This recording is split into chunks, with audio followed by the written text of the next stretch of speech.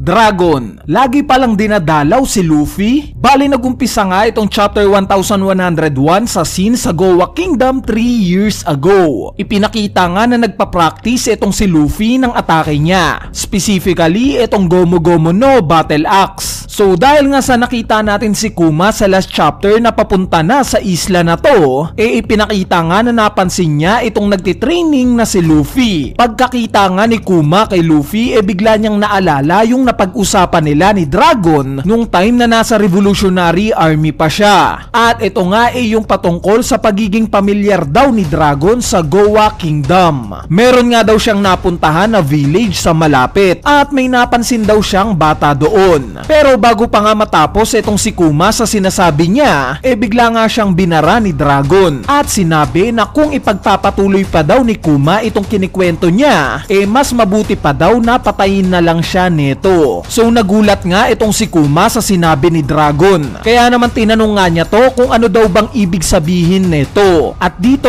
sinabi nga ni Dragon na ang mga bata daw ang kahinaan ng mga magulang. Kaya naman nung makita nga ni Kuma itong si Luffy, dito niya na napagtanto na ito yung anak ni Dragon. Sa sumunod na panel naman ipinakita na nga itong full appearance ni Luffy habang nagtitraining siya. Hanggang sa napansin na nga ni Luffy na may nagmamatyag sa kanya. At as usual mabilis ngang nakaalis itong si Kuma. Sa kabilang banda naman nagpatuloy na nga itong paglalakbay ni Kuma sa iba't ibang parte ng mundo sa pangunguna ng utos ng world government. At habang nangyayari nga ang lahat ng ito gumagawa siya ng letter para sa anak niyang si Bonnie. At speaking of Bonnie matyaga nga siyang naghihintay ng pagdating ng mga sulat ng tatay niya. Pero ni isa nga sa mga sinulat ng tatay niya wala siyang natatanggap. Bali dahil pala yan kay Alpha. Hinaharang pala ni Alpha itong mga sulat ni Kuma para kay Bonnie. Sinisira nga niya ang mga ito at tinatapon sa basurahan. Kaya naman imbis nga na maging malungkot binubuhos na lang ni Bonnie itong disappointment niya sa pagtitraining. Nakikipag-sparring nga siya kay Gyogyo gamit itong distorted future technique niya. Nung makita nga ni Alpha na lumaki itong si Bonnie nagulat ito. Since wala pa nga siyang idea na nakakain pala ng devil fruit itong si Bonnie. Sa sumunod na panel naman napunta nga yung scene sa lumang Egghead Island. Sa mga oras nga na to nagpaplano na itong si Vegapunk na baguhin itong Egghead Island sa pamamagitan ng paglalagay ng labo paste sa itaas. At yes, nakakain na nga ng devil fruit si Vegapunk sa mga oras na to. At dito nakita na nga natin si Stacy kung saan kino-compliment nga niya itong mansana sa ulo ni Vegapunk hanggang sa nabaling nga yung atensyon ni Stacy kay Kuma. Nagwo-wonder nga siya kung sino daw ba sa kanilang dalawa ang may mas checkered fate. Siya daw ba ng isang clone pero may free will? O itong si Kuma daw ba na totoong tao pero walang free will? Nung marinig nga yun ni Vegapunk medyo nainis ito at iginiit niya na tao daw itong si Stacy at hindi lang clone.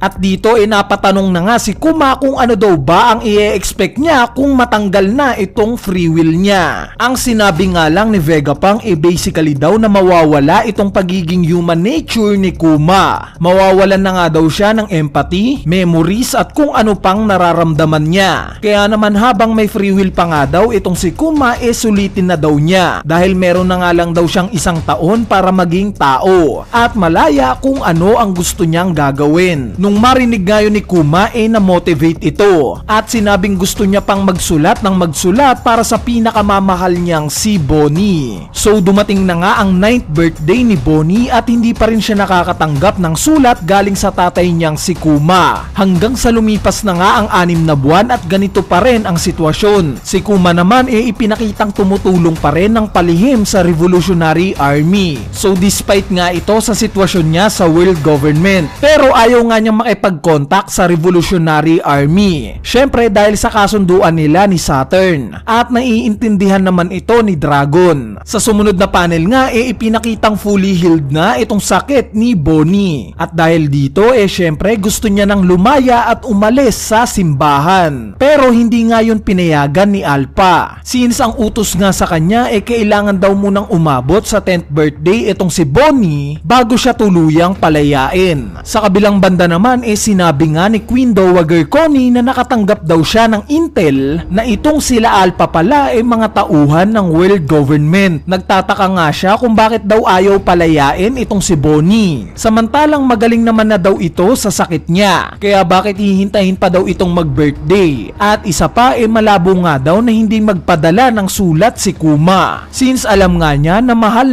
niya itong si Bonnie. Nararamdaman nga daw niya na may maling nangyayari. Kaya naman dito nagplano na nga itong si Queen Dowager Connie sa pagtakas ni Bonnie. Hinanda na nga daw niya ang lahat. Sila Gyogyo nga daw naghihintay na sa Pampang. Ang kailangan na nga lang daw puntahan niya ang mga ito para tuluyan na siyang makaalis at maglayag para hanapin yung tatay niyang si Kuma. At dito nag-disguise na nga si Bonnie bilang si Queen Dowager Connie. Pinatanda nga niya ang sarili niya at kinuha ang mga damit nito. At dito lumabas na nga siya sa simbahan. At dahil nga sa walang idea itong si Alpha na may devil fruit pala itong si Bonnie, hinayaan nga lang niyang makalabas itong inaakala niyang si Queen Dowager Connie. At dito tuluyan na ngang nakasakay ng barko si Bonnie kasama itong sila Gyogyo. Pero hindi nga nagtagal nalaman din ni Alpha na nakatakas na pala si Bonnie. Kaya naman gamit nga itong Ewok mabilis niyang hinabol itong grupo nila Bonnie. Galit na galit ngang sumugod itong si Alpha. Pero hindi nga yun hinayaan ni Bonnie. Dito nga naalala ni Bonnie yung kinuwento sa kanya ng tatay niyang si Kuma na patungkol sa Sun God Nika. Kaya naman ang ginawa nga ni Bonnie ginamit niya itong distorted future at inimagine niya na siya si Sun God Nika. Ang naging resulta nga nito napalaki ni Bonnie itong isang braso niya na similar sa Gear 3 ni Luffy. At ito nga yung ginamit niya na pangsuntok kay Alpha. Kitang-kita nga natin na napuruhan ng husto itong si Alpha sa atake na to ni Bonnie. Nung makita nga ito ng mga kasamahan ni Bonnie manghang-mangha sila. At sa pagtatapos nga ng chapter na to sinabi ng narrator na dito na daw mag-uumpisa ang paglalakbay ni Bonnie at kikilalanin siya bilang isa sa worst generation. At dito na nga nagtatapos itong chapter 1101. Bali ngayon pag-usapan naman natin ang mga pangyayari sa chapter na to. Unahin na natin itong binanggit ni Dragon na a child is their parents' weak spot. All throughout nga sa series ng One Piece ini-embody ni Oda itong nabanggit ni Dragon o parang metaphor ito sa ilang nangyari na sa kwento. Dahil ilang beses na ba nating nakikita itong sinabi ni Dragon na ang mga bata ang kahinaan ng mga magulang. Diba maraming beses na? Nandyan nga yung pagkamatay ni Belmir para sa mga anak niyang sila Nami at Nojiko. Nandyan din yung pagkamatay ni Whitebeard para sa kinikilala niyang anak na si Ace. Yung pagkamatay ni Nico Olvia para kay Robin. Yung pagkamatay ni Tom para kay Frankie. At marami pang iba. Kaya naman sa mga susunod nga na chapters wag na tayong magtataka kung at some point mapunta itong si Dragon sa sitwasyon na papapiliin siya sa kung ano ang ililigtas niya. Ito bang sarili niya? Itong anak niya na si Luffy? Or itong kinikilala niyang anak na si Sabo? Anyway, sa part naman ng pagpapadala ng mga letters ni Kuma para kay Bonnie at hindi nga ito natatanggap ni Bonnie malamang na nakita nga ito ni Bonnie sa mismong memories ni Kuma. At sa palagay ko ito yung main reason kung bakit natin siya nakitang umiyak during chapter 1078. Finally natanggap na rin niya itong sinasabing pagmamahal ng tatay niya. Sa part naman ng susunod na chapter malaki nga ang posibilidad na magbabalik na ulit tayo sa current timeline since tinapos na nga ng narrator itong part ni Bonnie. Kaya naman i-expect natin sa susunod na chapter na makikita na ulit natin ang Straw Hat Pirate sa Egghead Island. Though masyado ngang mahaba itong naging flashback ni Kuma, 7 chapters to be exact, aminin natin na nakaka-enjoy din itong flashback niya. Mas naiintindihan na nga natin yung karakter niya ngayon. Yung mga desisyon niya na magulo mas na-appreciate na natin ngayon. Yes, nagigets ko nga yung ibang fan na nauumay na sa flashback ni Kuma. Pero kung talagang sumusubaybay ka nga sa One Piece, alam mo na itong mga flashback nga na to ang mas nakakapagpaganda sa experience natin sa pagsubaybay sa kwento. Lalo na sa moment kung saan matatalo na ng mga bida natin itong mga main villain. Diba nakakasatisfy? Anyway, ayan na nga yung review natin patungkol sa chapter 1101 at sana na-enjoy nyo. So yun lang, peace!